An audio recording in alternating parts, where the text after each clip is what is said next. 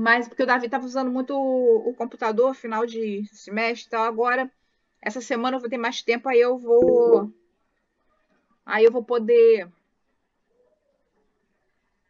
aí eu vou passar todas as aulas dessas aulas nossas que eu gravei, eu vou passar para, vou estar lá no canal do YouTube, aí quem quiser assistir, pode assistir, tá? Tô fazendo umas aulas mais resumidas também. Shalom, Letícia, muito bom te ver aí. Muito bom ver você, Eliana. Você é uma guerreira. Baruch Hashem pela sua vida, tá? Vocês estão me ouvindo bem? Tá todo mundo me ouvindo? Estão me ouvindo? Sim. Sim. Ah, beleza. Ótimo. Sim. Então vamos. Sim, tá ótimo. Beleza. Então vamos começar aí.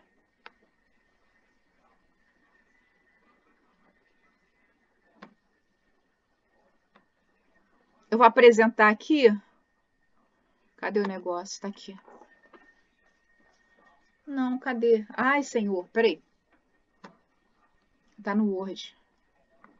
É porque tem um monte de coisa aberta aqui.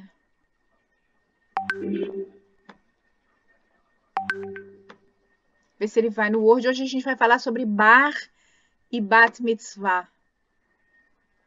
Vocês sabem o que é, né?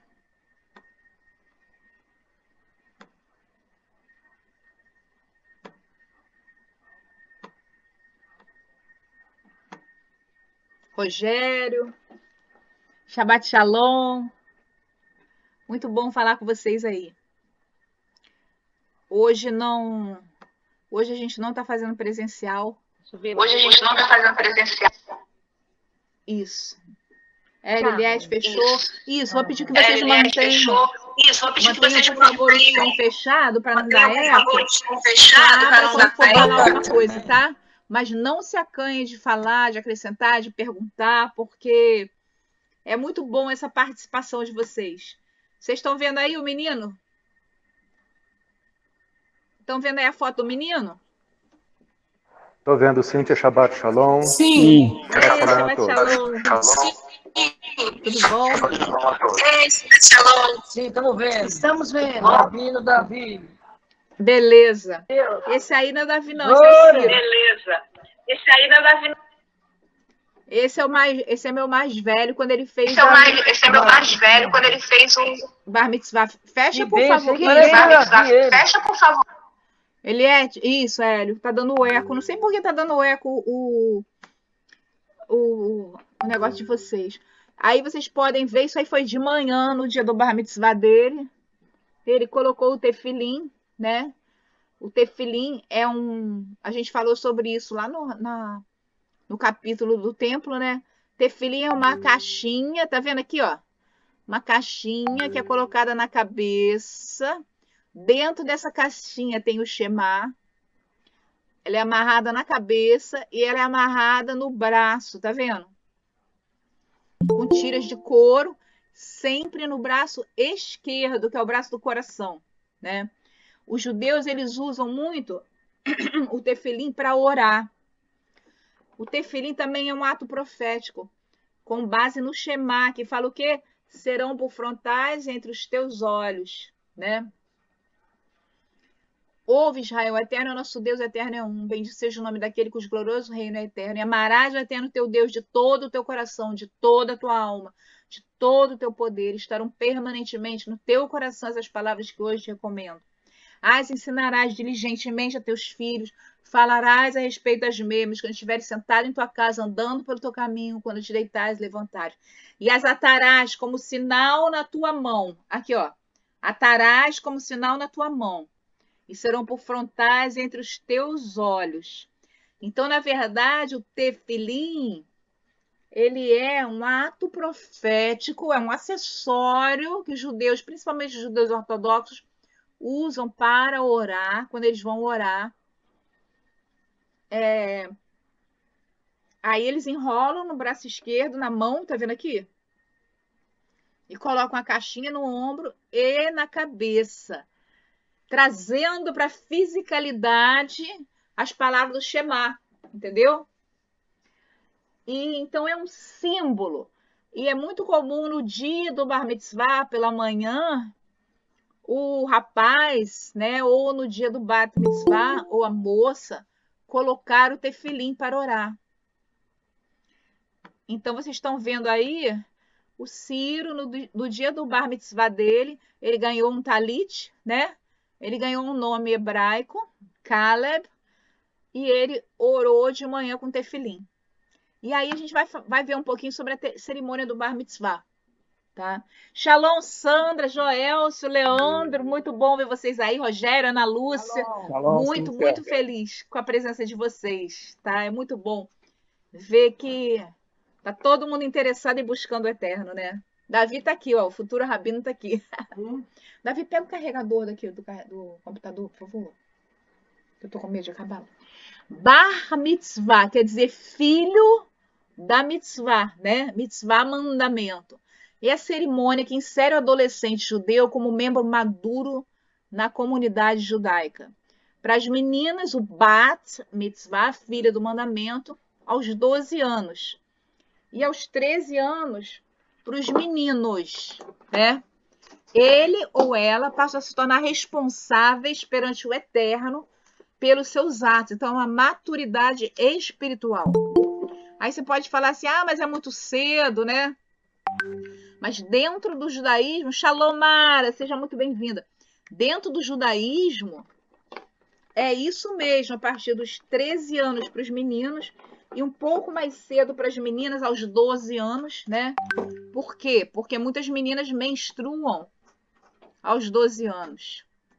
Então, eles já passam a ser considerados adultos espiritualmente e responsáveis pelos seus atos diante do eterno. Ou seja, se pecarem, não são mais seus pais que responderão, mas são eles mesmos que responderão diante do eterno, tá?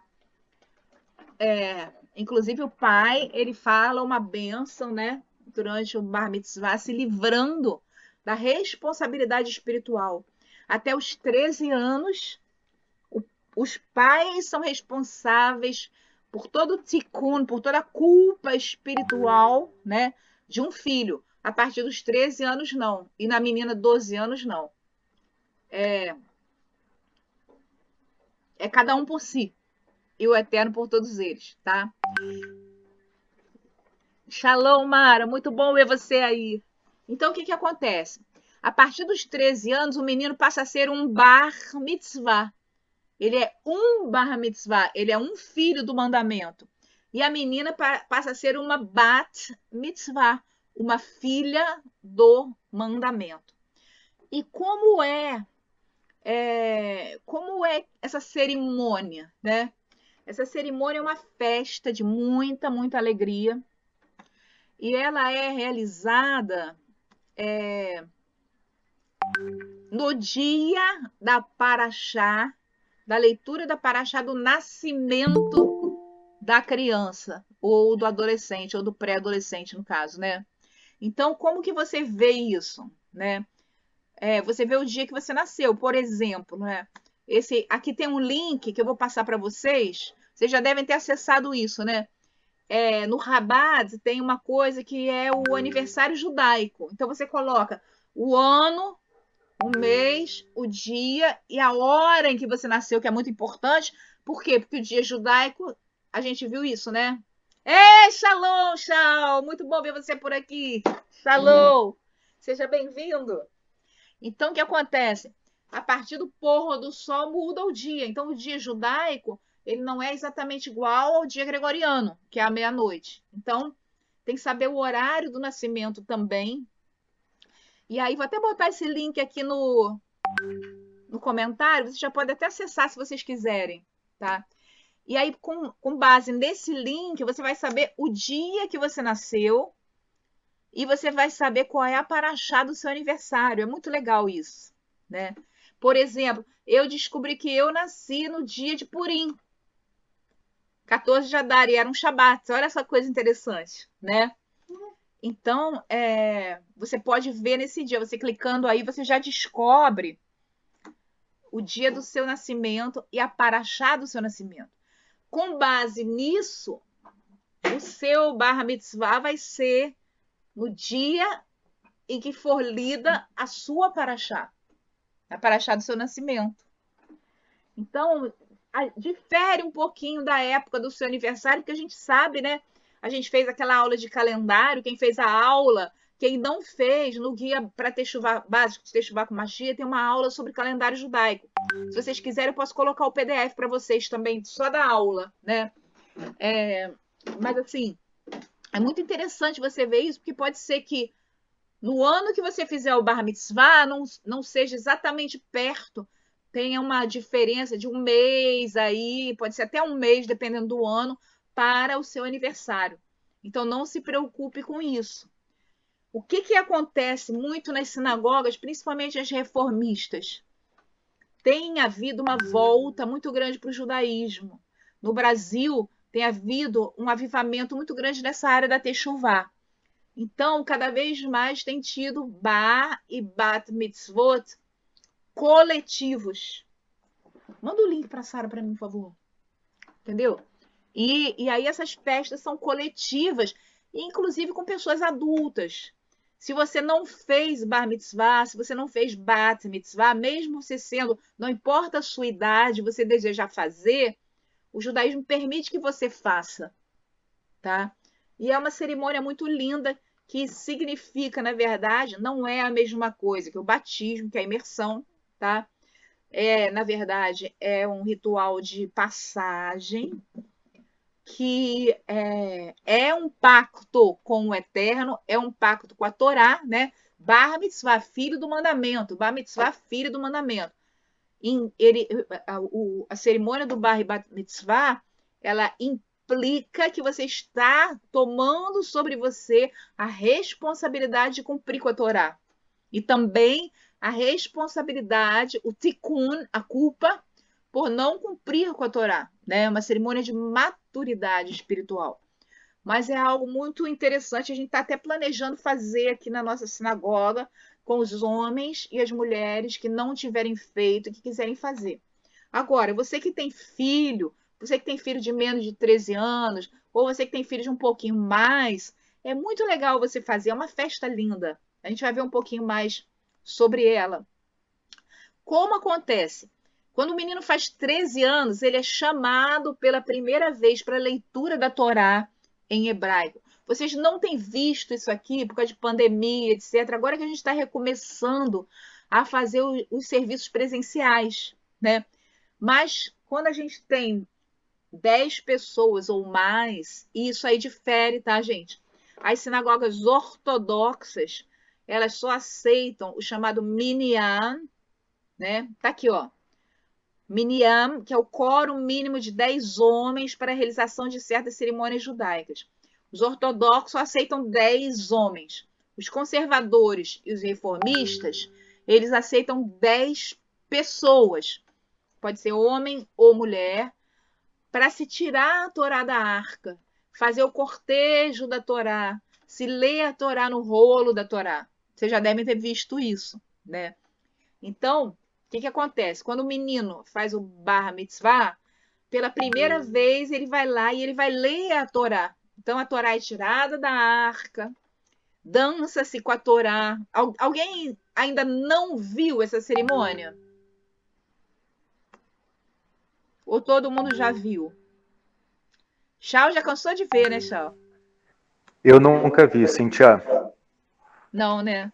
É muito lindo. Tem vídeos. Eu vou tentar achar um vídeo e colocar para vocês no grupo. É muito linda. Tem as bênçãos para você abrir a arca. Você abre a arca. Você apresenta a Torá, né? Você dança com a Torá. As pessoas beijam a Torá num ato simbólico de respeito pelo Eterno e por Yeshua, que é a Torá viva, né? Depois a Torá é colocada sobre a bimá, que é o púlpito. E aí depois... Olha lá. Chau já fez parte do cortejo da Torá, tá vendo? Sandra já viu também, Simchat Torá, a gente dança com a Torá também. E aí a Torá é colocada em cima da mesa, aberta naquela passagem, e aí o jovem vai ler a Torá. Para ele ler a Torá, ele precisa se preparar, né? Pelo menos para ler aquele trecho. Então, em geral, o jovem mais decora aquele trecho, aprende hebraico, aprende a ler hebraico e tal.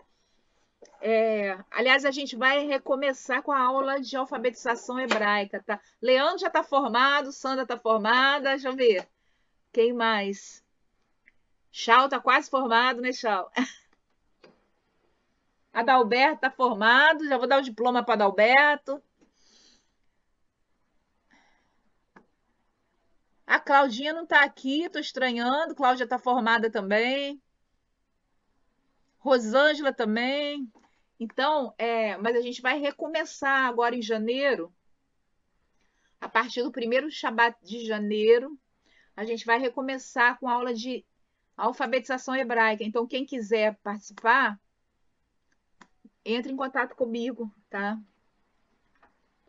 Não há juramento, não. Há bênção, tá? Apenas bênção. A pessoa vai ler a Torá e ela vai ser abençoada pelos pais e o pai vai declarar que não é mais responsável por ela diante do Eterno. É uma cerimônia muito linda, mas muito simples também, tá? Então, quando ele é chamado pela primeira vez, ele pode, a partir daí, integrar o minyan, ou seja, participar da contagem de pessoas mínima para você retirar a Torá da arca. Ele é considerado um adulto. Fala, Rogério. Sim, tia, sobre o cortejo, nunca vi com relação a bar mitzvah ou bat mitzvah. Eu vi adultos fazerem isso, né? Já consegui ver, acompanhando como é que fala, liturgia judaica messiânica, mas para Isso. bar mitzvah e para bat mitzvah nunca cheguei a Isso. ver. Todo Shabat tem esse cortejo, né? Esse cortejo é mais especial no dia de Simchat Torá. Alguns de vocês puderam ver que a gente transmitiu, acho que o Cláudio viu, o Iraci viu, o Adalberto viu, né? Que a gente dança e dança e dança com a Torá, né? E todos têm a oportunidade de segurar a Torá e agradecer ao Eterno por ter nos dado a Torá, né? Mas esse cortejo da Torá, a partir do momento em que você tenha 10 pessoas, Leandro viu, ó, você tenha 10 pessoas ali, aí você faz esse cortejo da Torá, né? Tira a Torá da arca, passeia com a Torá pela sala, as pessoas vão, beijam a mão, beijam a Torá, encosta a mão na Torá, né? Também um ato profético de respeito e amor pela palavra do Eterno. Não tem nada a ver com adoração, não tem nada a ver com idolatria, a Torá não tem nada a ver com isso. E aí depois a Torá é colocada na mesa, é lida, aberta, lida, tudo isso com várias bênçãos. No Sidur tem todas as bênçãos da abertura da arca, bênção da Torá, do cortejo da Torá, são lindas essas bênçãos, são lindas. Essas bênçãos são cantadas, né? E aí o jovem, ele vai ler. O jovem, ele vai ler a sua passagem da Torá. Ele não precisa ler a paraxá inteira. Ele lê o primeiro parágrafo. É algo simbólico, né? E é muito linda. E depois essa criança, ela é festejada. Os homens carregam na cadeira, igual no casamento, né? Tem música, tem dança, tem comidas. Entre os judeus assim mais abastados, existe quase que uma guerra para ver quem vai fazer a festa mais bonita, mais luxuosa, mais maravilhosa, né? É o ponto alto da vida do judeu. Bar mitzvah, bat mitzvah e casamento, né? São festas assim muito, muito marcantes na vida do judeu, tá? Então vamos lá.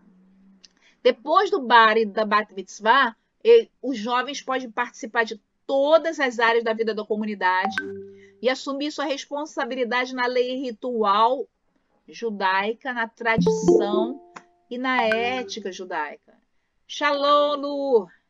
Shabbat Shalom, finalzinho do Shabbat, né? Segundo o Talmud, aos 13 anos e 1 dia de idade, um adolescente judeu se torna obrigado a obedecer aos mandamentos. Até essa idade existe uma complacência para com ele, porque é considerado criança, né? Ele não precisa participar de tudo na sinagoga, ele não precisa conhecer, estudar a Torá, mas a partir dos 13 anos e 1 dia, aí ele já é demandado participar da vida da sinagoga, tá? O Bar Mitzvah não é uma comemoração comum de aniversário, mas o menino passa por um ritual de Mazal Tov. Essa expressão Mazal Tov quer dizer boa sorte, um bom destino para você, uma boa vida para você. E ela é muito usada tanto sempre que tem alguma festa, sempre que tem alguma comemoração, algum rito de passagem, inclusive aniversário, né? Aniversário normal, usa-se Mazal Tov, casamento, Bar Mitzvah, Brit Milá, sempre Mazal Tov. Felicidade, um bom destino, uma boa vida, boa sorte, parabéns, né? E aí é como eu falei com vocês, o menino ou a menina que está fazendo, que está celebrando seu bar ou bat mitzvah, ele é tratado como um rei nesse dia. É o dia dele, né? É o melhor de todos os aniversários. É um dia que ele é honrado, ele recebe presentes, né? Bolo para ele, as melhores comidas, as melhores roupas, muitos parabéns da parte de todos. Então é algo muito, muito lindo. Se por algum motivo ele não for capaz de ler a Torá em hebraico, pelo menos deve realizar as bênçãos ditas antes e depois de cada leitura. Isso aí, gente, eu estou tirando do judaísmo tradicional, tá?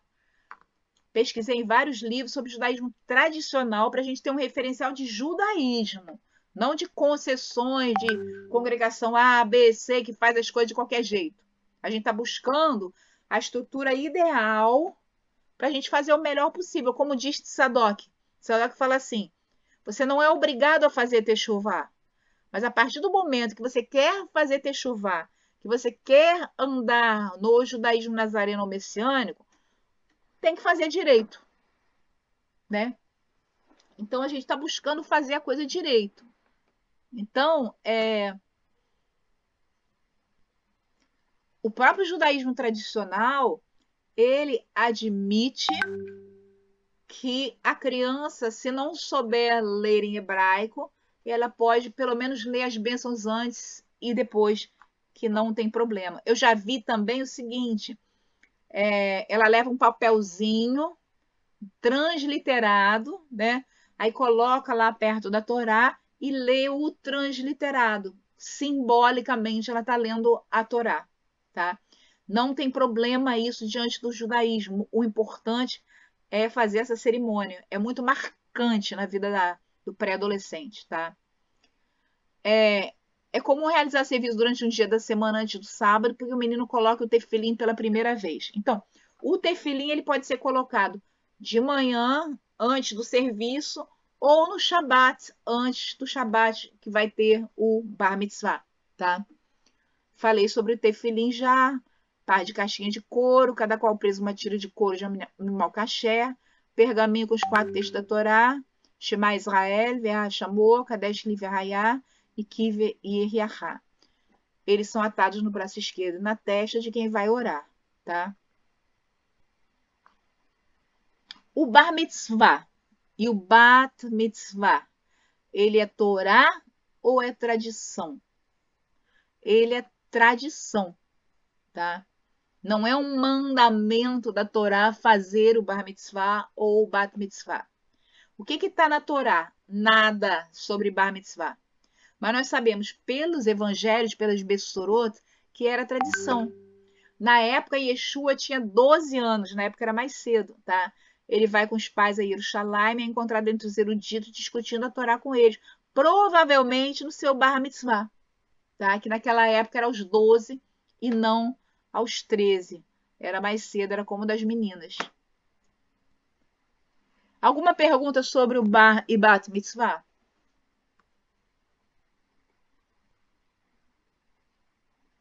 Nenhuma?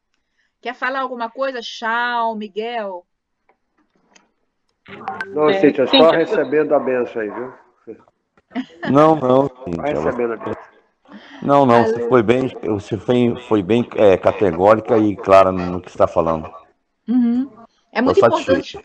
muito importante a gente lembrar, né, Chau, que é uma festa muito alegre, muito alegre. Daqui a pouco vai Sim, ser o sim. Nicolas, ó. Daqui a pouco é Nicolas. Eu tenho essa pretensão de fazer essa iniciação com o Nicolas, né?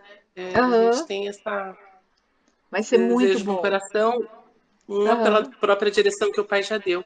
Mas uma pergunta só de curiosidade: a menina também faz essa iniciação? A menina também faz, só que ela faz aos 12 anos, tá?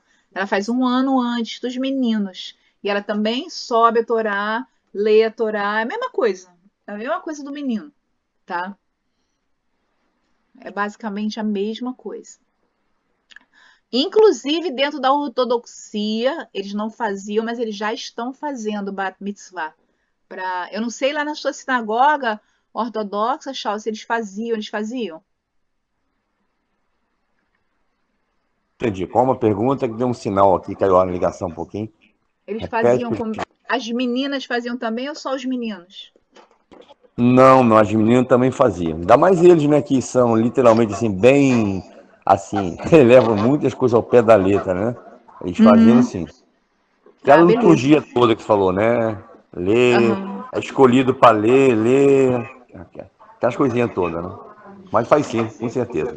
Aham. Então, tem uma preparação, né? E a preparação é você treinar com a criança, ensinar o hebraico. Por exemplo, com os meus 2 filhos, eu fiz assim.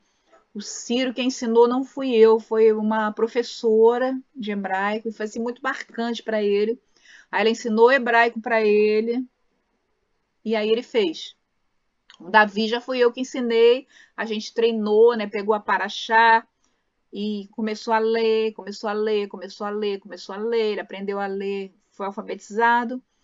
Só que é aquela coisa, na Torá não tem maçorético, né? Então, principalmente na Torá Kasher, não tem maçorético. Então, você tem que mais ou menos saber de cor aquilo que você vai ler, conhecer cada palavra, então estudar de maneira profunda. E não precisa ser o texto todo, pode ser um parágrafo. Né? A criança estuda um parágrafo e ela vai ler aquele parágrafo e aí depois ela é celebrada, ela é festejada. É lindo, gente, é muito lindo.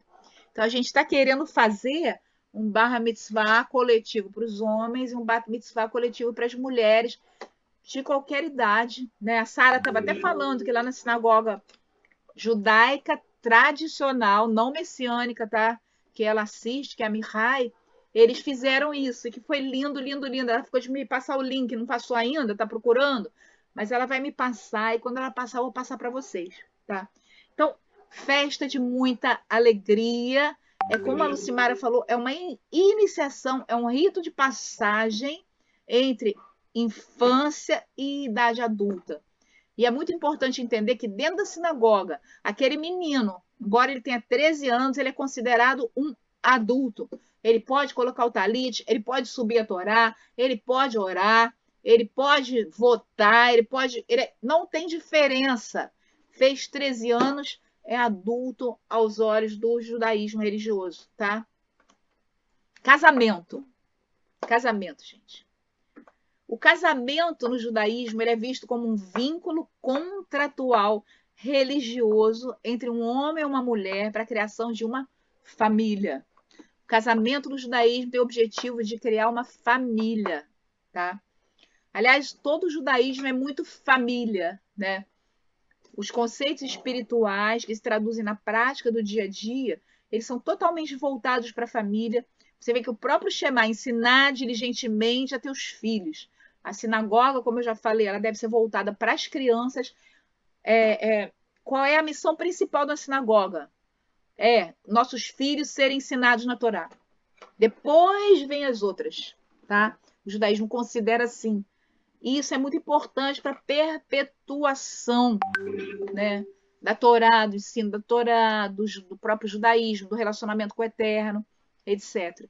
Não fosse assim, eu creio que o próprio judaísmo não teria chegado até nós. Então, o judeu, ele valoriza muito os filhos, ele ama muito os filhos, ele é muito carinhoso com os filhos, ele reconhece a importância dos filhos. O ortodoxo, então, Feliz é o homem que enche deles a sua aljava, ou seja, quanto mais filho, melhor. Você vê aquelas famílias ortodoxas, né? Até tem o Israel da Aline, ela falando sobre isso, sobre a ortodoxia, e essa questão de ter filho. Cada filho é visto como uma bênção enorme. Falei sobre isso também. Então, vamos lá. Segundo o judaísmo, marido e esposa se fundem, formando uma só carne e uma só alma.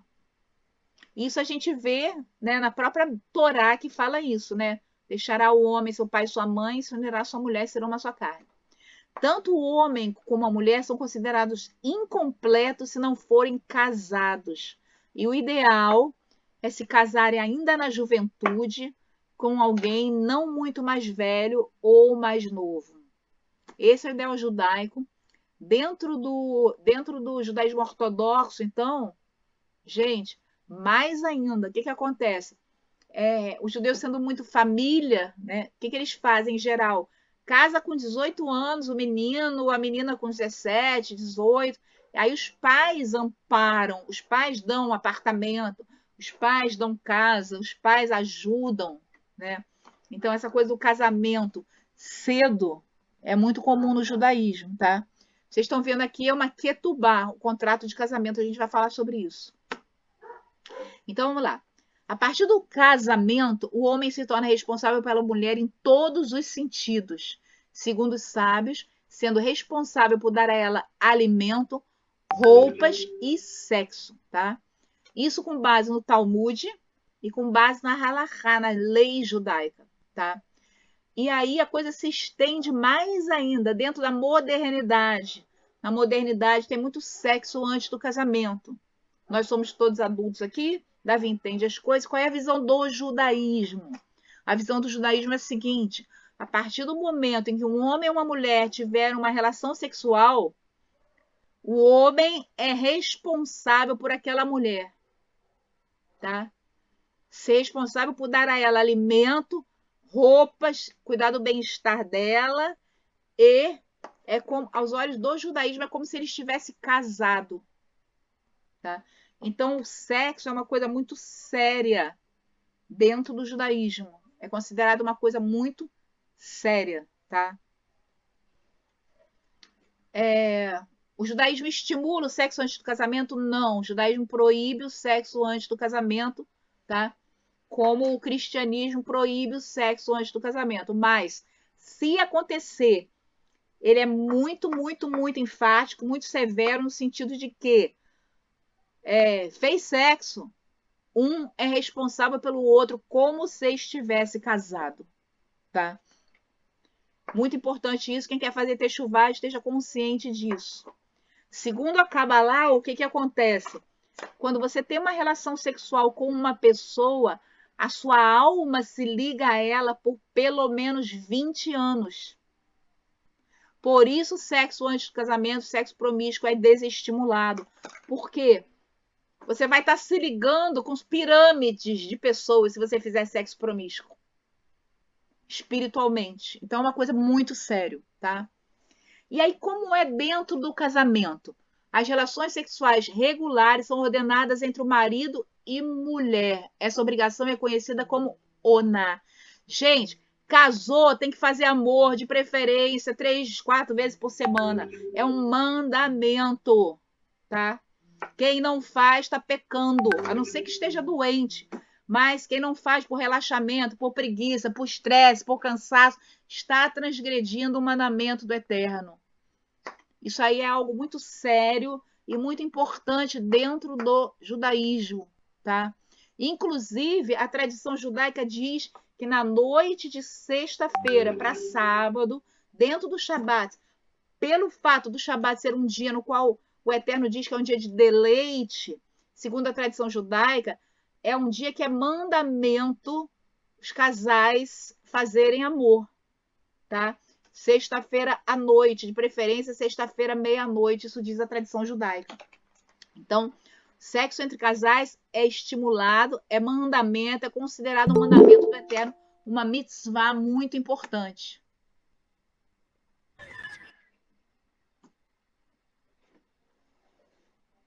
O casamento com pessoas de outros povos e outras religiões é proibido na ortodoxia, desestimulado no judaísmo conservador, aceito no judaísmo reformista, desde que ambos os cônjuges se comprometam a criar os filhos no judaísmo, tá?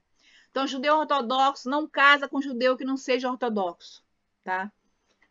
Judeu conservador, ele não é bem visto ele se casar com quem não seja judeu ou quem não seja judeu conservador. Judeu reformista pode casar com quem quiser, desde que os filhos sejam criados dentro do judaísmo, o que muitas vezes não acontece, principalmente quando o pai é e a mãe não é. Deixa eu só pegar um livro aqui rapidinho.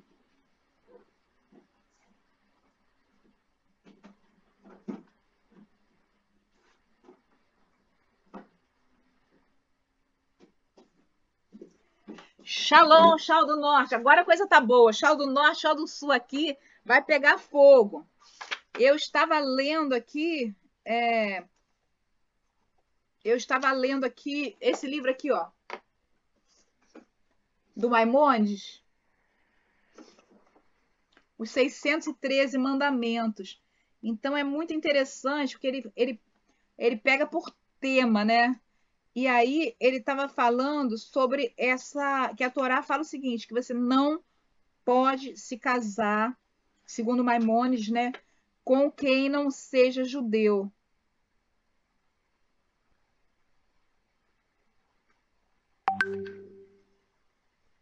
Tá? Segundo Maimônides, é muito importante, tá? Tem aqui o 213, que é muito interessante, olha só. A lei da consagração pelo casamento. Por esse preceito, somos ordenados a desposar uma mulher através de uma cerimônia de compromisso, seja dando-lhe alguma coisa, entregando-lhe uma certidão de consagração pelo casamento ou por relação carnal. Esse é o preceito relativo à cerimônia de consagração pelo casamento. Está dito o seguinte: quando um homem tomar uma mulher e se casar com ela, etc., lá em Deuteronômio 24:1, nos ensina que se pode ter uma mulher através da relação carnal. E tendo ela saído de sua casa, poderá ir tornar-se mulher.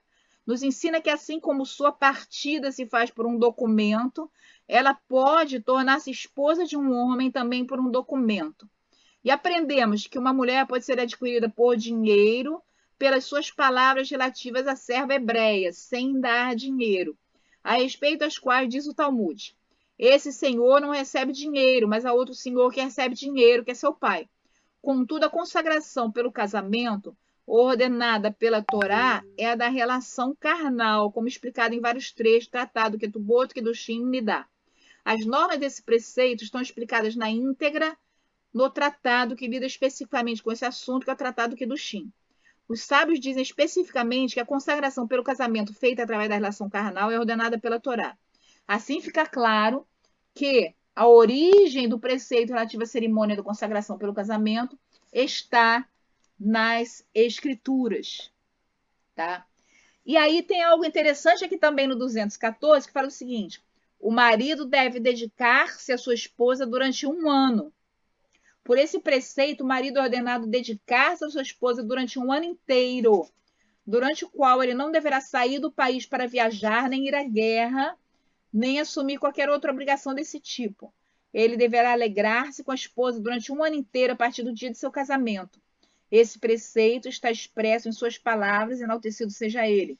Livre estará para cuidar de sua casa por 1 ano e alegrará a mulher que tomou. Isso tudo, gente, está no Talmud, é muito interessante.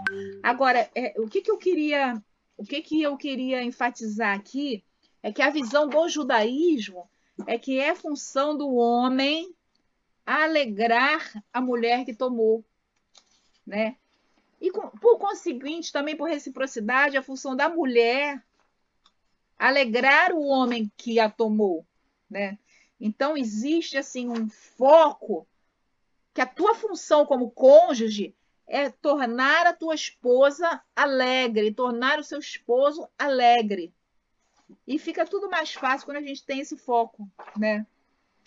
Não desejar que o seu cônjuge te alegre, mas a sua função dentro do casamento E a gente vai fazer, né, Lucimar, a escola de papéis, abordando essas questões todas, com mais detalhes, né? Mas a função do marido é alegrar a esposa, e a função da esposa é alegrar o marido. É muito importante, dentro do judaísmo, os cônjuges terem esse foco e essa consciência, né? Inclusive, tem um ditado judaico muito interessante que para os homens, que fala assim: esposa feliz, lar feliz, vida feliz. Que vem exatamente desse mandamento, né? 214. Então, vamos lá. Só um Várias etapas. comentário, Cíntia. Fala, Quando nós pode... entendemos que isso é um princípio, só um comentário dentro da tua fala. Sim. Quando nós entendemos, né, que isso é um princípio do eterno para um bom relacionamento, para uma boa estrutura ser enraigada, né? Uhum. Um ano inteiro, né, dedicado a fazer essa aliança, essa estrutura de cumplicidade, né? De estabelecer esse amor e ser bem enraigado. Então, há um fundamento e há um princípio. Quando nós entendemos isso, a gente consegue abrir mão dos nossos direitos, sabe? Aquelas coisas de picuinha. Não, mas eu não vou ceder, mas eu não vou, né? Você tem que entender que o homem é o cabeça e a mulher é a coluna. E o eterno, o Yeshua, ele é o cabeça do homem. Quando nós alinhamos toda essa estrutura, não tem como um relacionamento não ser bem sucedido, né? É verdade. Essa escola de papéis vai ser fundamental. Exatamente. Agora, o que eu li antes também deixa bem claro o seguinte: você se relacionou sexualmente com a pessoa, é um casamento, tá? Aos olhos do judaísmo. Então, isso aí é muito importante. E se você não estiver livre e se relacionar sexualmente com a pessoa, aí aos olhos do judaísmo é adultério. Tá? Então, é muito importante isso. É muito importante você entender a visão judaica, né? A gente vai ver também a questão do divórcio, como é, tá? Mas daqui a pouco, né? Mas vamos voltar um pouquinho antes do casamento, tá? Antes do casamento tem o noivado, Irusim. O noivado é um contrato entre um homem e uma mulher em que eles se comprometem a se casar em algum momento futuro e que define as condições do casamento, tá? Essa promessa pode ser feita pelas partes, pelos pais ou por parentes em seu nome. Isso é uma herança, né? A gente tem que entender o seguinte. Gente, eu coloquei um vídeo, eu não sei se eu coloquei no grupo de estudos e coloquei no grupo de mulheres, da Marcela Castor. A Marcela Castor, ela é uma historiadora, ela é sensacional, Ela tem uma escola que se chama Neiroma, que é de hebraico, grego, e ela fala o seguinte: a Bíblia sem a ótica da religiosidade. Então ela fala o seguinte: a gente tem que entender a história do casamento dentro do judaísmo e dentro das civilizações mais primitivas. O casamento, ele era um contrato, tá? E, em geral, é um contrato comercial. Era um contrato político. Era um contrato que era financeiro e politicamente adequado às duas partes. Então, havia acordos, alianças, sociedades que eram firmadas pelo casamento. E as pessoas entendiam que aquela aliança era importante, aquela aliança era imprescindível e o amor vinha depois. Né? Eu vou colocar de novo o link para esse vídeo, é sensacional. Ela falando sobre a história do casamento, o conceito do casamento judaico, muito bom mesmo. Então, a gente tem que entender o entendimento judaico para casamento com base na história também, né? Então, o que acontece? Havia o noivado em que um era prometido para o outro. Muitas vezes, ainda antes, ainda quando eram crianças, ainda que eles tivessem qualquer maturidade sexual, que a menina menstruasse, eles eram prometidos. Outras vezes, um pouco mais tarde, né? Então, o noivado era algo muito sério, dificilmente cancelado, anulado, né? E nesse documento, né, de noivado, eram definidas as condições do casamento, o dote, né, a data, quem ia ficar na casa de quem, porque em geral se casavam muito jovens.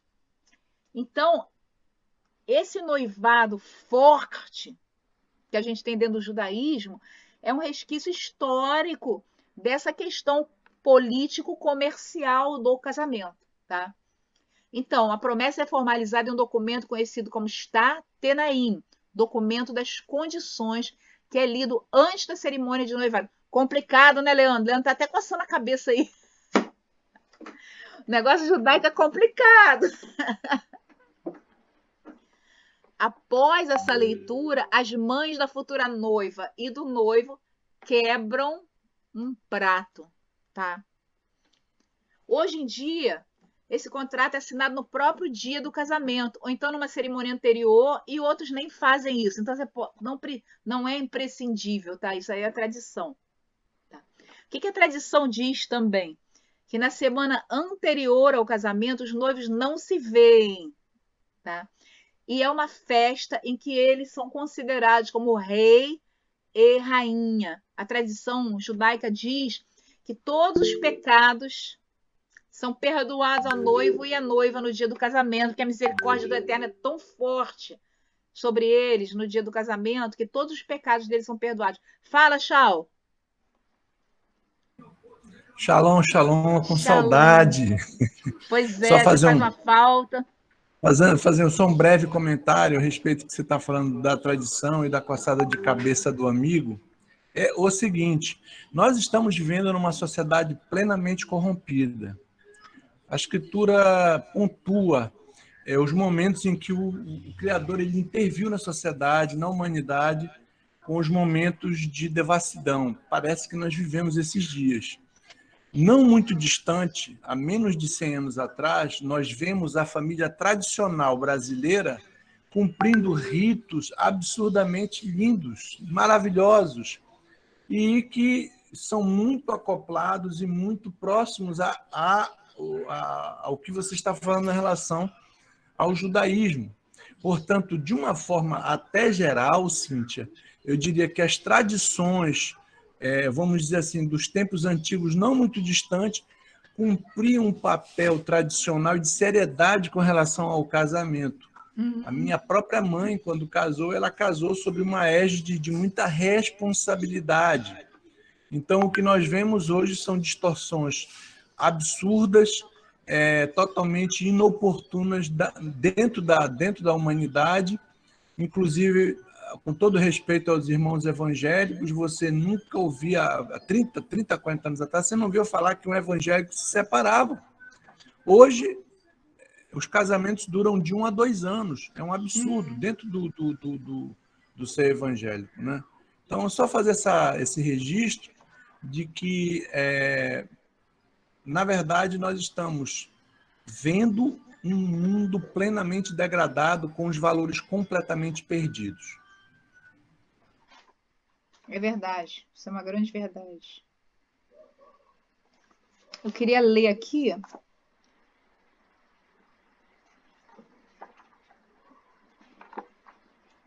Muito interessante que fala aqui sobre o casamento também. No próprio livro do Maimônides, né? E aí a gente entende por que de muita coisa. Por que de muita coisa hoje? Porque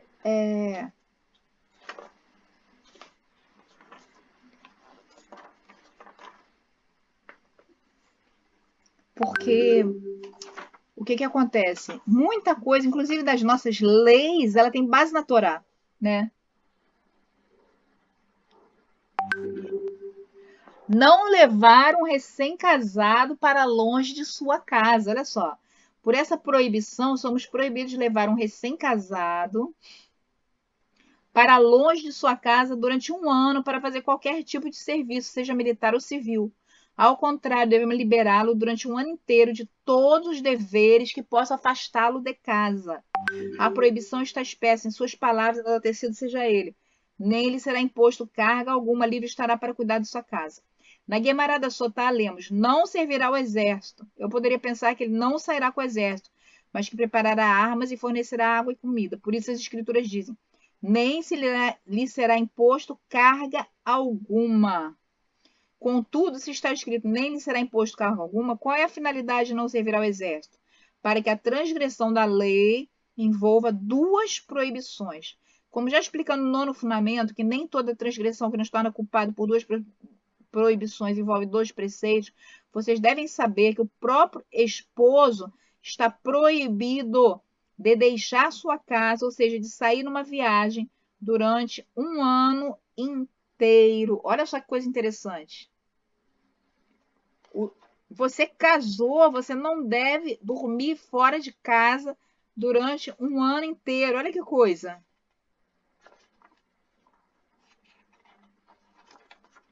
Então, olha como a coisa é séria, como o casamento é visto de uma forma séria, e assim, como o Eterno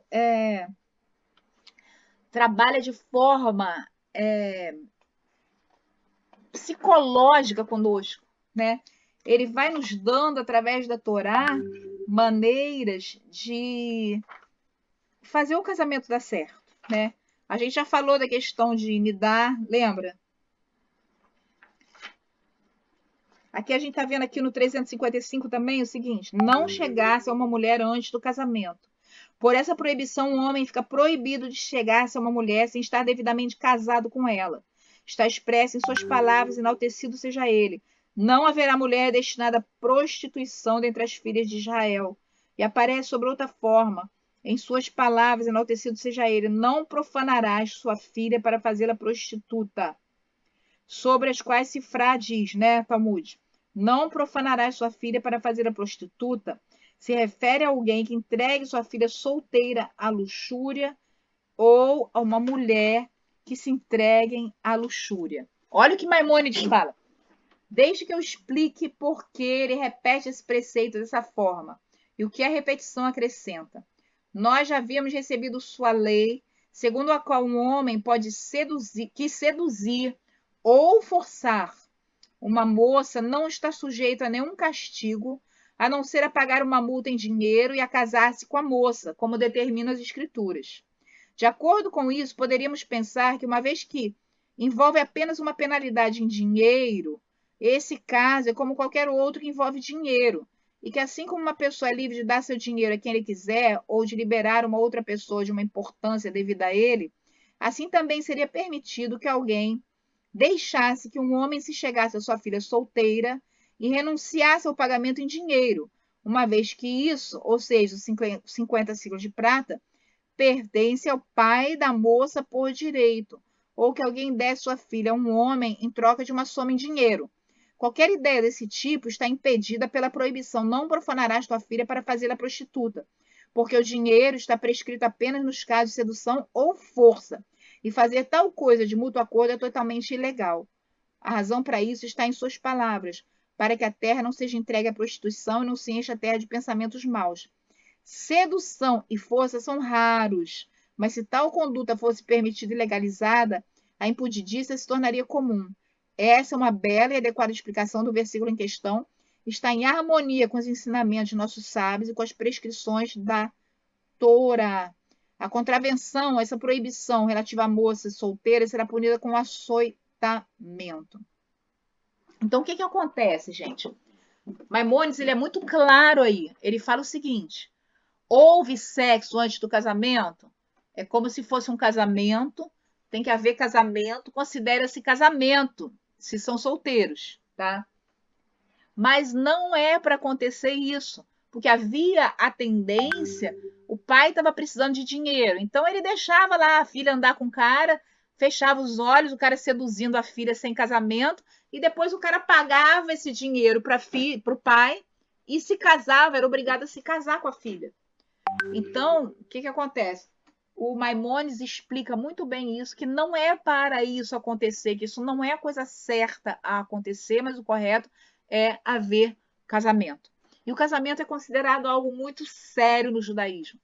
O dia do casamento é um dia em que os noivos jejuam desde o nascer do sol até o final da cerimônia.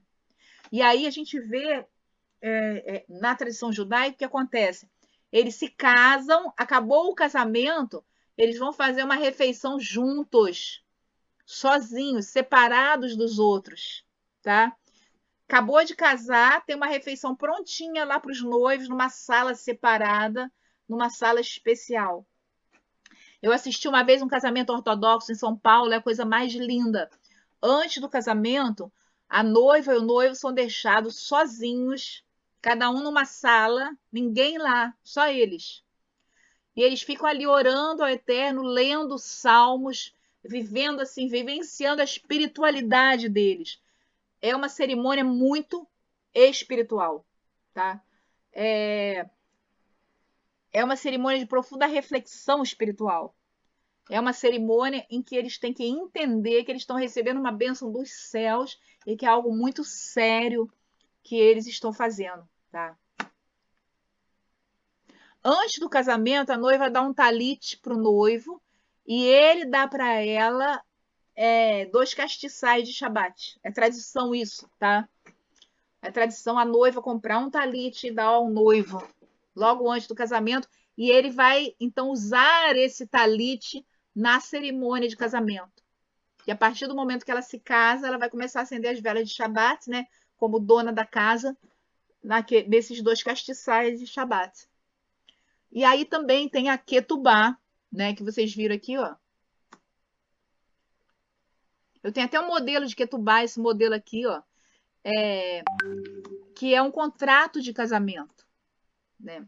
A Ketubá é super importante, é como se fosse uma certidão de casamento. Lá em Israel não tem casamento civil, só tem o casamento religioso. O casamento religioso ele tem efeito civil. E esse documento, a Ketubá, ela é assinada pelo rabino, 2 testemunhas, o noivo, na ortodoxia só o noivo, no conservador e reformista, os 2 assinam, tá?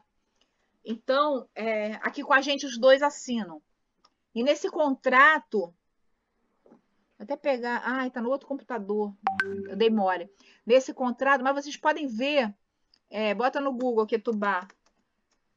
É muito interessante. Nesse contrato de casamento,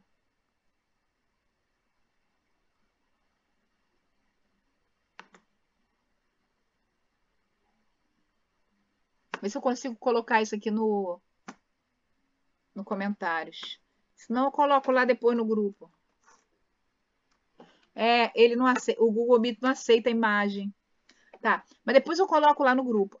Esse contrato de casamento, você vai colocar o que você quiser. Tradicionalmente, a Ketubá, ela tinha, assim, questões financeiras também. Por exemplo, se o cara vier a faltar, qual vai ser a mesada que o homem vai dar para a mulher ou não vai dar, entendeu? Como ele vai cuidar dela, tanto na parte material como na parte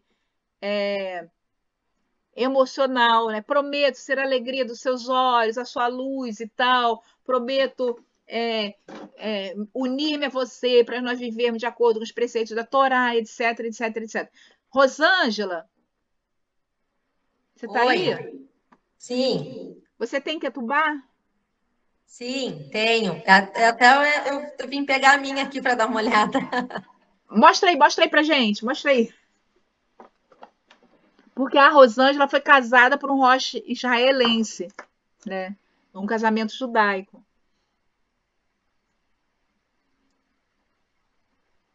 Tá aí? Só um pouquinho. Deixa eu botar ela aqui em cima. E, por exemplo, né?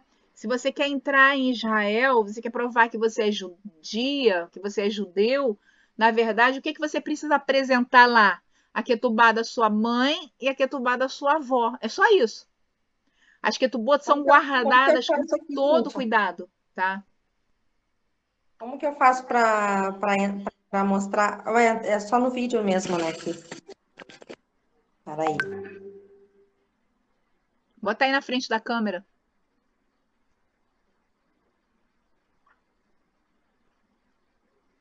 Ah, que linda. Tá vendo? Em geral, ela é muito ornada, tá vendo? Ela é... E aí, ali tem os dizeres do que um promete ao outro no casamento. Dá para ver Tá? tudo aqui? Então, esse é o contrato de casamento.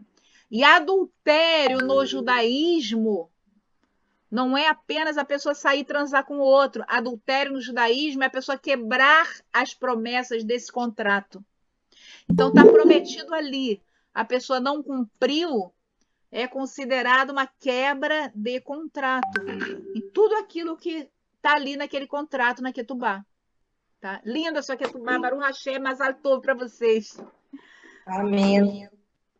Então, dentro do judaísmo, essa questão da Ketubá, casamento judaico, tem que ter Ketubá. Tá? Ô, Cíntia, ela vem nesse coisinha também, ó, deixa eu mostrar ela. Ela vem nesse. É tipo Ele tem. Aqui fica ela, no caso, ela fica dobradinha aqui. E aqui tem uns escritos em hebraico, que eu não sei o que está escrito Que aqui. linda, olha. Foi ele que trouxe de lá para você? Foi, aham. Ele que trouxe. Muito linda. Ela tá só em hebraico ou tá em hebraico e português? Ela tá hebraico toda em hebraico, ele escreveu toda em hebraico, só a assinatura ele assinou em hebraico também, e a assinatura das testemunhas estão em português, né? Muito linda, Mas muito linda. ela é toda ele anotou toda em hebraico. Ela é escrita à mão ou ela é impressa? Ela é impressa, mas ele escreveu a caneta, consegue ver aqui? Ó, aqui a caneta, o que está aí na parte preta é impresso. E o que está em azul aqui, ó, tudo é caneta que ele escreveu à mão daí, em hebraico. Que linda, linda, linda, linda. Então aí tem ketubot impressas, tem ketubot totalmente feitas à mão por artistas que são caríssimas, né? Mas tem modelos de ketubá muito legais. Muito legais. Se você botar no Google, aí você bota imagens, né? No Google Search, aí você bota imagens, tem. Aí você escreve, né? Ketubá. Aí tem o texto, tem tudo. Tudo que você quiser tá ali. Tem cada ketubá assim que você fica. Vou mandar um link para vocês.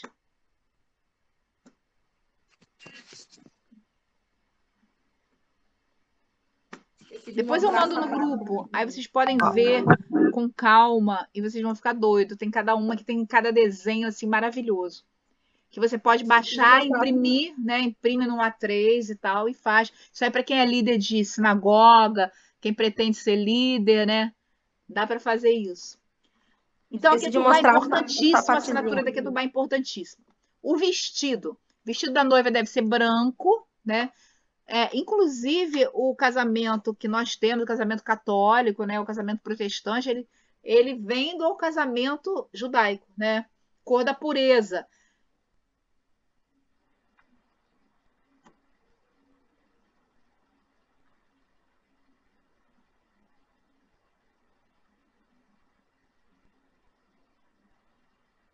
Vocês estão vendo a apresentação aí? Deixa eu ver. Eu acho que alguém está apresentando. Peraí, deixa eu apresentar de novo aqui.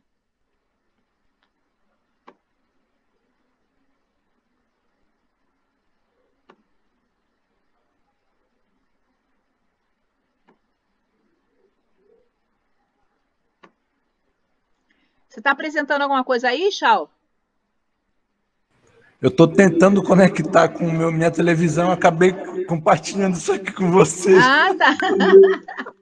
Então, pronto. Então, ó, estou compartilhando aqui agora. Peraí. Pronto, tá vendo de novo? Vocês estão vendo de novo? Sim. Amém. Estão vendo, né? Estou. Então, vestido branco, simples, e muitas vezes o noivo usa o quitel. Quitel, vocês devem ter visto no Kippur, devem ter visto vários rabinos, é uma túnica branca que fica por cima do terno, né? Então, a noiva, não importa se é primeiro casamento, segundo, terceiro, se ela é virgem, se ela não é, ela vai usar o vestido branco, significando que todos os pecados são perdoados no dia do casamento, tá? De preferência, cerimônia judaica sob céu aberto, mas debaixo da rupá, né? A rupá é aquela tenda nupcial, né? Ela representa o novo lar que os noivos vão construir junto. Proteção, que representa a bênção infinita do eterno, e a harmonia conjugal. Casamento é celebrado por um rabino ou um roche. Não tá vendo não, Leandro? O texto? Eu não mostrei a rupá não, só o texto. Não tá vendo Não, nada?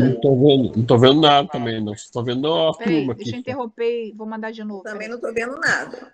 O texto não está aparecendo mesmo, não.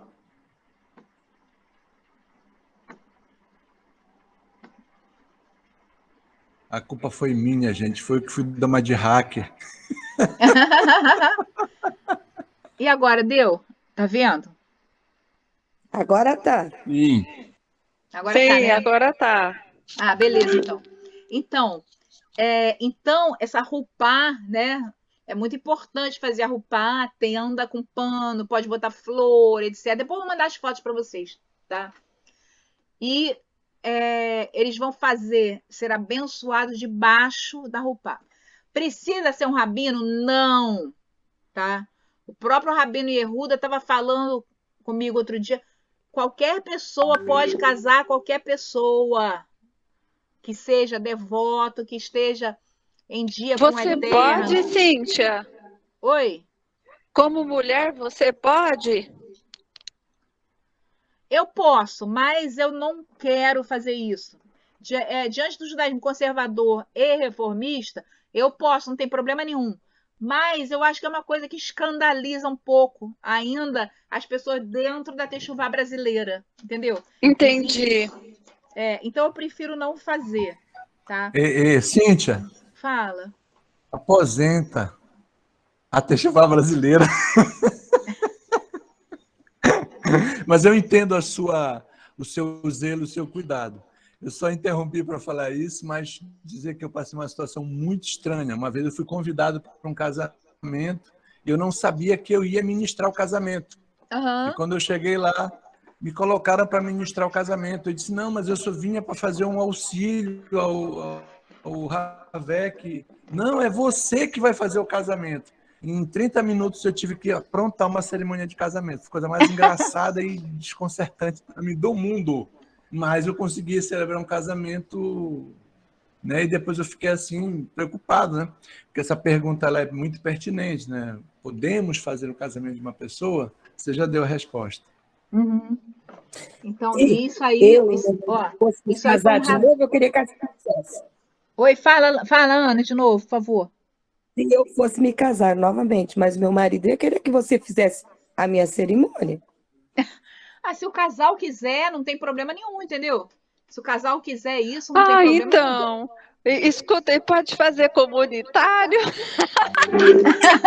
Boa ideia.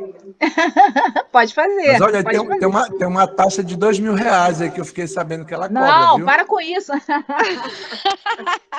Aqui não tem nada disso. É por amor. Por exemplo, né, em 2015, a gente fez aqui até o Rabino Yehuda veio lá de Israel, e aí a gente fez várias imersões e casamentos. A gente fez 4 casamentos. Inclusive de casais que já eram casados, né? Mas que queriam ter um casamento judaico. Aí ele fez, só que ele fez assim, foi comunitário, mas ele fez as bênçãos, um casal primeiro, depois o outro, depois o outro e depois o outro, né? Isso aí, Chão, vai ser um festão, vai vir todo mundo. Então, pode ser um casamento comunitário também. É lindo, é lindo, lindo, lindo. É lindo. Então, pronto, vamos marcar aí para uma data boa, assim, abril, maio, que não chove, a gente faz a coisa linda. Aí, o que acontece, então? Qualquer pessoa que esteja em dia com o eterno, que esteja assim, vivendo, não esteja desviado, pode casar o outro. Não existe qualquer proibição ou qualquer limitação a isso, tá? Durante o casamento, todos os homens devem usar equipar. Representa que o Eterno está acima de nós, acompanhando todos os nossos atos e que devemos ser submissos a Ele. Isso é tradição, tá, gente? Isso não é mandamento, mas é uma coisa boa. E aí o que acontece? É comum que nos casamentos os noivos façam a quippá do casamento com o nome dos noivos e deem de brinde para os homens presentes, né? Então a tradição é costume, não é tradição, é costume judaico, né? Que os noivos façam a quippazinha, aí todo mundo fica com a quippá igual, a pessoa chega, pega a quippá, né? Todos os casamentos judaicos que eu fui foi assim, tá? Os homens ganham, ó, os noivos mandam fazer quippot especiais para os convidados. O noivo entra primeiro acompanhado dos pais. Por quê? O Taná registra que o Eterno apareceu na montanha e esperou pelo povo de Israel. Outra razão é que o casamento só acontece com o consentimento da mulher, que tem o poder de anular o casamento se ele tiver sido arranjado. Isso justifica a chegada da noiva após a entrada do noivo, mostrando que ela realmente quer se casar. Tá? Então, o que acontece? Hoje em dia, se a mulher não quiser casar, não vai casar. A gente vê na história de Eliezer, né, quando ele foi buscar uma noiva para Isaac, e dizem que ela era muito nova. Aí você pode entrar sozinho ou você pode entrar com seus padrinhos, porque também tem padrinho no casamento judaico, tá? Você pode escolher, no caso, os padrinhos, na ausência dos pais, você escolhe um casal que vai representar os seus pais, tá? Então você pode fazer isso, tá? Então, aí o que acontece? A gente vê que quando Eliezer foi buscar a Rivca, né? A família perguntou para ela: você quer ir com esse homem? Então a palavra final é da mulher. Se a mulher disser não quero, não quero, não quero, não quero, né? Embora haja uma indução a ela de aceitar e tal, modernamente cada vez menos, se ela firmar o pé e disser não quero casar, ela não precisa casar dentro do judaísmo, tá? E aí a gente vê, olha só, como que no casamento católico, no casamento protestante, a gente tem elementos do casamento judaico, né? O noivo entrar primeiro, a noiva entrar depois, né? E aí a noiva entra triunfalmente junto com os pais. Se não tiver pai, um padrinho e uma madrinha, tá? Ela vai entrar com o rosto descoberto, chega até o altar, aí tem que ter véu, tá, gente? Só que o véu é para trás. Aí o noivo cobre ela com véu, é o noivo que cobre, antes deles entrarem na rupá. E aí a noiva vai dar 7 voltas ao redor do noivo. Para cada volta tem uma bênção, tá? Tá no Sidur, eu não vou me aprofundar nisso agora. E aí ela vai dar 7 voltas ao redor do noivo, sentido anti-horário, tá? Em referência aos 7 dias da criação do mundo. E aí ela vai ficar do lado direito do futuro marido. Sinal que ela é a mão direita dele, que ela é importante na vida dele, que vai estar ao lado dele todos os dias da vida dela. Aí tem as alianças também. Entrega das alianças é o ponto principal da celebração judaica. E é interessante que a aliança ela é colocada na mão direita da noiva, no dedo indicador, tá? Durante o casamento. Vai ser colocada na mão direita, no dedo indicador. Depois ela pode passar, conforme a praxe do país, né, para a mão esquerda e tal. Cada país é de um jeito, né? Na Europa é na mão direita. Então, ele vai, a partir do momento que o anel é colocado na mão dela, eles são considerados casados, tá? Tem que ter a presença de pelo menos 2 testemunhas, que em geral são as que assinam a ketubá, tá? E aí ele fala o seguinte para ela, quando ele coloca a aliança, né? Com esse anel, tu és consagrada a mim, de acordo com a lei de Moshe e de Israel. Aí eles vão beber na taça de vinho, né? Primeiro faz a bênção, né? E depois eles bebem juntos, simbolizando que eles vão compartilhar da vida a 2. Aí o rabino fala o que quiser e tal, um fala para o outro, isso aí varia. E aí no fim, o que acontece? Chega um copo, uma taça, né? No caso escolhida, envolta num pano, em geral um guardanapo, é colocada no chão e o noivo quebra com o pé essa taça. Nessa hora é lindo, cara. Ele quebra essa taça. Shalom! Voltou! Tem 2 ou 3 aí. Aí, quando ele quebra essa taça, né? Lembrando da destruição do templo, lembrando a reconstrução, lembrando que o homem é mortal. Shavuot, Sandra! Lembrando que o homem é mortal e lembrando também que devemos fazer de tudo para não quebrar o vidro do relacionamento a dois, porque é muito difícil reconstruir algo quebrado, né? Você vê, cheio de simbolismo. Aí ele quebrou aquela taça, todo mundo começa a gritar, Mazal Tov, Mazal Tov, Mazal Tov. E aí eles saem para uma festa, tá? Tem um roteiro de casamento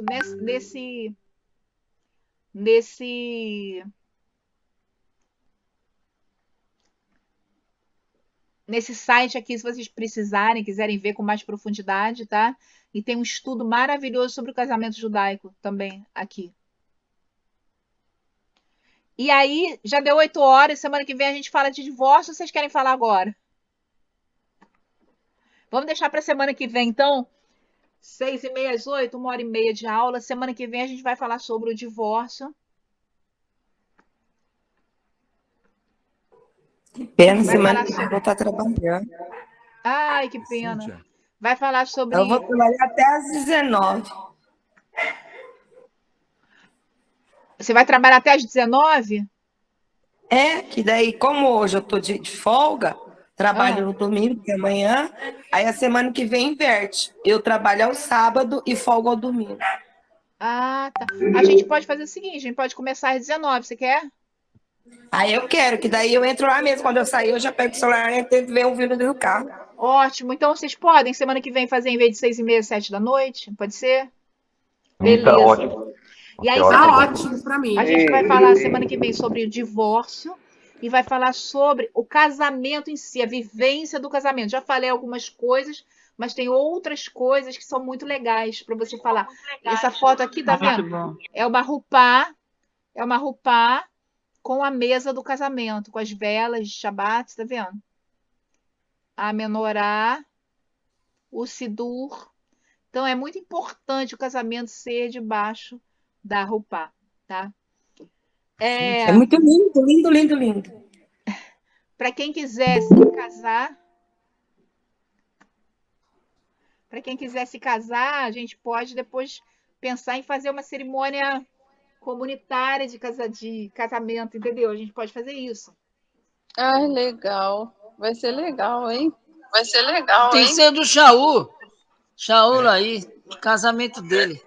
Aí casa Shaul, casa Jamil, casa Ana Lúcia, casa Leandro. Tudo uma vez, tudo uma vez. Casa da Alberto e Miriam, aproveita. Casar. Aproveita da Alberto e Miriam, que ano que vem é 25 anos de casado, vocês casam no casamento judaico. Fala, Dalberto. Cíntia, posso fazer uma pergunta? Sim, pode, Rosângela, fala. Então, eu já ouvi alguns ensinos de judeus messiânicos ensinarem a respeito de casamento no sentido que a pessoa pode casar somente no religioso e não precisa casar no civil. Tipo, Brasil, entendeu? A gente está aqui no Brasil, teu casamento pode ser feito só no religioso, com o teu casamento judaico, e tu não precisa fazer... Quem falou isso? Casar no civil. Confere isso? Não. Quem falou isso? Eu já ouvi judeus em vídeos, estudos messiânicos, judeu messiânico, falar sobre isso, ensinar isso, entendeu? Não, na verdade, o que acontece? O que acontece é o seguinte, é que como lá em Israel não existe casamento civil, o casamento religioso é tudo, tá? E é respeitado como tudo, né? Não existe casamento civil em Israel. Então, aqueles que vêm de Israel, por exemplo, quando o rabino veio para cá, para casar o pessoal aqui, ele não perguntou, vocês já são casados no civil, cadê a certidão de casamento? Não sei. Ele não quis saber, porque isso simplesmente não existe para eles. Tá me entendendo? E ele é israelense. Agora, o correto Cada caso é um caso, mas o correto é a pessoa ser casada no civil também. Entendeu? É tanto porque no nosso país não aceita como casamento se você não tiver casada no civil, né? Exatamente, exatamente. Entendeu? Exatamente. Lá em Israel, o documento da sinagoga é valor extremo, valor total. A Ketubá é como se fosse o casamento civil. Irmã Cíntia, shalom. Shalom a todos também, irmãos. Eu queria saber, porque assim, na hora da festa, se coloca o noivo e a noiva em cima da cadeira. Isso. Dançando, levanta. Isso, que eu acho também. lindo. Isso também. Também, como no Bar Mitzvah. Como no Bar Mitzvah. Tá? Irmã, vou ter que fazer dieta desse jeito, não dá? Aí a festa tem dança. Aí a festa tem... Oi? Oi? Ela vai ter que fazer regime para levantar ela da cadeira. Porque como é que eu vou aguentar eu na cadeira? Vou ter que emagrecer. Tem que ter uns homens fortes. Tem que ter uns homens fortes para segurar. Os homens fortes para segurar. Deixa de comer farinha de trigo, que você vai ver que você emagrece. Ó, são os homens que carregam a mulher e o homem, cada um numa cadeira, tá? E aí dançam. Eu acho que vocês viram, há pouco tempo teve um casamento lá na sinagoga do Tzadok. Aí o pessoal carregando o cara na cadeira e tal. Sim, aí eu achei muito lindo. Foi lindo aquele casamento. Judaica, muita comida, sabe? Muita bebida. É uma festa muito alegre. É considerado o ponto alto da vida, tanto o Bar Mitzvah como o casamento, tá? Essa questão do casamento... Fala, Adalberto. Tá com a mão levantada aí. E aliança que tem que pôr normal mesmo, ou aquela aliança de casamento lá israelense? Não, em geral, uma aliança de ouro normal, tá? O que muda é o dedo que coloca na hora do casamento. Depois você pode colocar onde você quiser. Se quiser colocar na mão esquerda, não tem problema. Na hora do casamento, ela é colocada no indicador direito, tá? Essa é a tradição. Por que ela é colocada? Eu sabia porque eu esqueci agora. Vou até pesquisar isso de novo. Tem uma razão simbólica, né? É aquilo que falou, o judaísmo é extremamente simbólico, é cheio de atos proféticos. Você vê, dentro do próprio casamento, né? A mulher do lado direito, as 7 voltas, os dois beberem o vinho na mesma taça, a quebra do copo, a rupá, né? O kippá de todo mundo, a roupa branca, tanto para o homem como para a mulher. Tudo isso é ato profético, gente. Sabe? Para trazer para a fisicalidade conceitos espirituais. E é muito lindo, é muito lindo. Casamento judaico é a coisa mais linda do mundo. É um momento de muita alegria e tal. Tem a lua de mel, os noivos saem para a lua de mel. O nosso casamento cristão, ele trouxe muito do casamento judaico. Muito mesmo, muita coisa. Né? Como o Shaul bem falou, Shaul do Norte aí, eu creio que a nossa herança é a nossa herança judaica no Brasil, né? No mundo inteiro. A realidade é essa. A gente deve muito ao judaísmo, sistema legal, etc. Então, gente, essa questão, né? Porque dentro do judaísmo messiânico você pode casar só no religioso, não precisa casar no civil. O casamento civil é uma segurança para ambos os cônjuges, principalmente para a mulher, né? Por causa da maldade do homem, foi instituído o casamento civil. Hoje em dia tem o casamento civil, tem a união estável, né, que também é uma forma de casamento civil, mas com a união estável a pessoa não muda de status, ela continua solteira. Então o ideal é ter o casamento civil, ter a união civil para que possa ter a união religiosa também. Tá? Fala, Hélio. Então, a união civil também foi criada por causa de muita briga, por causa de herança, né? Partilhas de bens. Então, a lei entrou com o casamento assim para, quando a pessoa se divorciar, ela repartir os bens por iguais. Então, tem dois, não é isso? Tem dois, né? Tem um casamento parcial de bens, comunhão de bens, e aí vai. É aquilo que o Eterno falou, né? Que Yeshua falou. É por causa da maldade do homem. Principalmente no passado, em que homens trabalhavam, mulheres não, acontecia muito, se não estava casado civilmente, o homem arrumar outro e largar a mulher na miséria. Então foi uma coisa, historicamente, principalmente para proteger a mulher. Tá? Depois, com o feminismo, né? Aí isso aí passou a ser diferente, porque as mulheres passaram a trabalhar e tal, mas até, gente, até 1800, o começo do século XX, a maioria das mulheres não trabalhava, dependia totalmente do homem financeiramente. E aí o que acontecia? O homem ia embora, separava dela, né, quando morava junto, e ela não tinha direito a nada. Então, as leis eram muito primitivas nesse sentido, né? E aí foi instituído o casamento civil. Fala, Ana.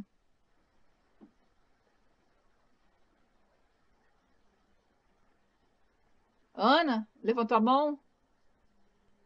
Eu digo assim, mesmo, eu estou dizendo, para dizer, mesmo que não seja casada no civil no nosso país, se for provado com testemunha e você vive 5 anos a mais com o cônjuge, você tem direito também. Hoje em dia as leis A avançaram lei muito. está bem a favor da mulher, né? Tem a questão da união estável, né? Você não precisa nem ter um contrato de união estável. Se por testemunhas é provado a união estável, inclusive de namoro, mesmo antes de morar junto, né? O regime de bens é união parcial de bens, ou seja, a partir do momento em que o casal se uniu e começou a conviver, tudo que eles ganharem vai ser dividido pelos dois. Então, hoje em dia, por exemplo, só o fato de você morar junto com aquela pessoa já te garante direitos. O que é muito bom, porque protege as pessoas, né, de má fé, etc, etc. Então, por exemplo, nos casos em que, por exemplo, uma pessoa tem muito dinheiro, a outra não tem, aí tem que casar e casar com separação de bens, né? E não simplesmente morar junto. Então, o casamento ele é tanto uma proteção para ninguém ficar, como uma proteção para ninguém se aproveitar do outro. Fala, Chau. Ou seja, né? Parece que a própria legislação brasileira abriu alguns parâmetros para eles entenderem o quê? É o que você estava falando, né, Cíntia?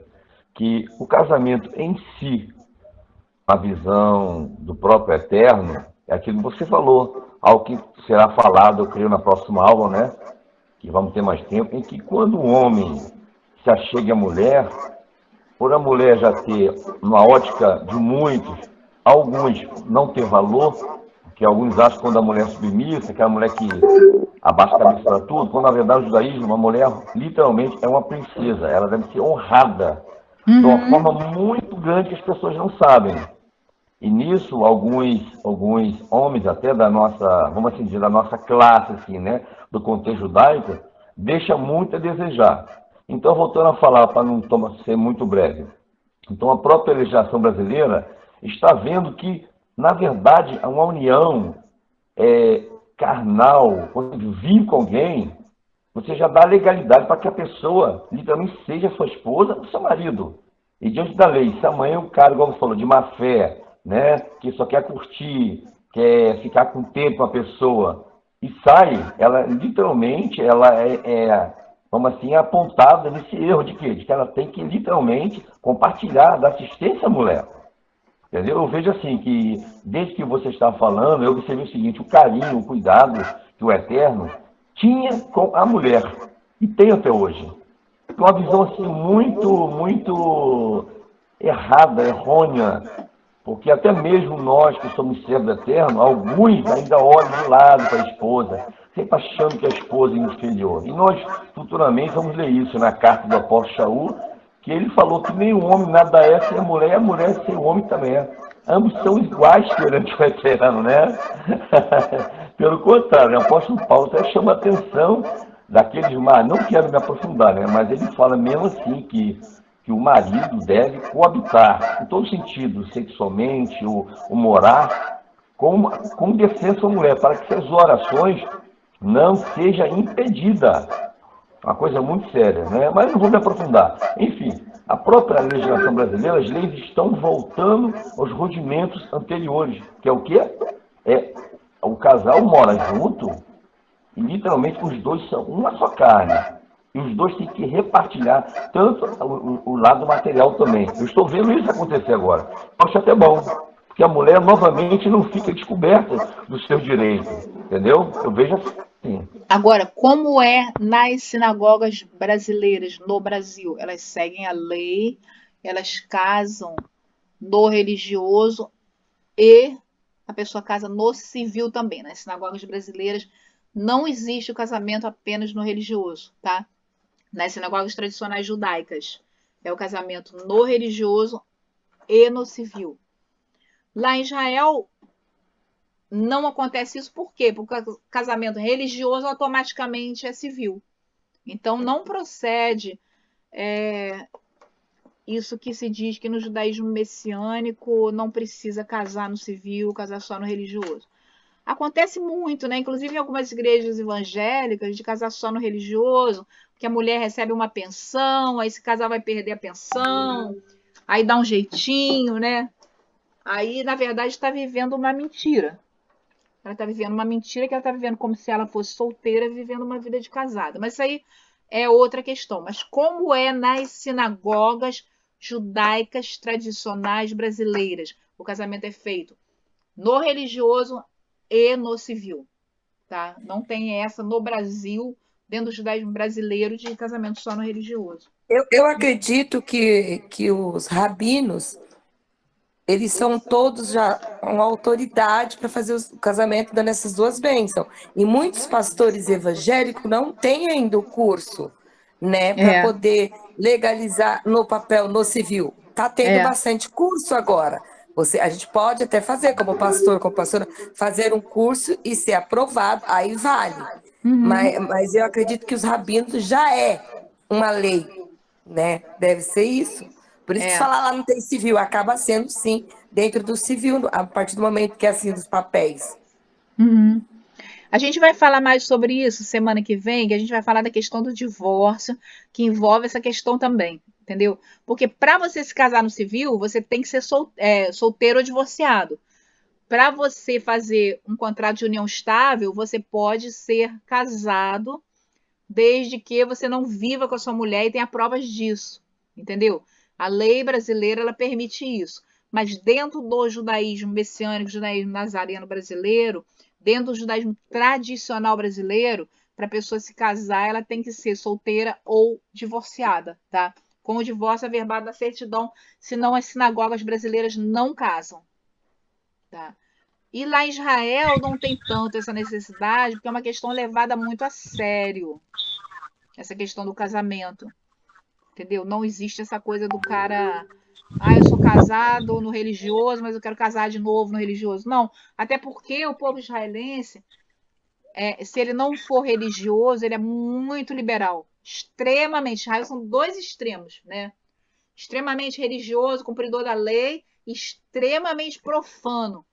Então, o cara que não é religioso, ele não casa no religioso, ele vai morar junto, ele não tá nem aí, entendeu? E não tem problema. Agora, o cara que casa no religioso, ele respeita o seu casamento, e se ele não quiser mais ficar com aquela pessoa, ele se divorcia, ele dá um guete para a mulher. E isso aí a gente vai ver na semana que vem, né? Eu queria pedir, eu posso pedir, Rogério, você quer orar para encerrar, por favor? Cíntia, Sim. Eu vou então fazer oração, tá? No nome de Yeshua. Por favor. O eterno nosso Deus, nosso Pai, no nome de teu Filho amado e nossa Senhor Yeshua HaMashiach. Amém. Nós te glorificamos, louvamos e te bendizemos, ó Pai. E nós queremos te agradecer por essa comunhão que tivemos, por essa ministração, este shiur ministrado pela Cíntia, onde nós podemos ter aprendido muito, Senhor, e que possamos ter mais encontros abençoadores como este. Quero pedir em especial que abençoe a vida de cada irmão aqui presente, Pai eterno. No nome de teu Filho amado, nosso Senhor Yeshua. Senhor, livrando de todo mal, de todo perigo, Senhor. Amparando, guiando pelo teu Ruach HaKodesh, Espírito Santo, Pai de misericórdia, de justiça e de retidão, Senhor. Senhor, abençoa também nossos entes, os entes familiares de cada um aqui, Senhor, que passam por lutas, por provas. Nesse momento eu quero aproveitar para apresentar a vida do meu irmãozinho Gabriel, que tem síndrome de Down, que passou por uma prova difícil essa semana na saúde. E quero aproveitar, Senhor, para engrandecer o teu nome, Senhor, que o Senhor cuidou dele. Ele ainda está em tratamento, mas ele está saindo dessa pela tua graça e pela tua misericórdia. Queremos agradecer em tudo, Senhor, pelas provações, por meio das quais nós somos aperfeiçoados no caráter, na fé, Senhor. Queremos agradecer, sim, pelas bênçãos que o Senhor tem derramado sobre nossas vidas. Eu gostaria de pedir, Pai eterno, no nome de Yeshua, que nos capacite mais e mais para a restauração da fé. Que o Senhor restaure, Senhor, tua igreja. Que o Senhor nos capacite para o servir em verdade, em espírito, Pai eterno. Conhecedores da tua palavra, na tua graça, que possamos viver, Senhor, imitando Yeshua, a luz do mundo, o Cordeiro que tira o pecado do mundo. Quero aproveitar, Senhor eterno, para pedir perdão pelos pecados que temos, ó Senhor. Perdoa-nos, Senhor. Fortaleça-nos, Senhor. Dai-nos da tua fé, Senhor. Sim, Senhor. Dai-nos do teu amor, Senhor. Em nome de Yeshua, Senhor. Muito obrigado por este Shabat. Sim, Muito Pai. obrigado, Senhor, pela comunhão com os irmãos e irmãs. Amém. Em nome de Yeshua, nós te pedimos, Pai eterno. Amém. Glorificando a ti e ao teu Filho amado, nosso Senhor Yeshua, que reina para todo o sempre. Amém e amém. Amém. Amém. Gente, é um prazer estar com vocês, estudar com vocês. Para mim, isso aí é o ponto alto da semana, essa aula. Tá? Muito obrigado pelo interesse. Obrigado por vocês estarem aqui com a gente. E qualquer coisa, a gente está lá no grupo. Vou tentar colocar a foto da Ketubá para vocês, com os dizeres. Eu tenho um arquivo aqui tá no outro computador. Amém. Que eu fiz e vamos seguir em frente, estudando, aprendendo e crescendo, né, no Eterno em Mashiach. Amém, amém. Cíntia, quero só te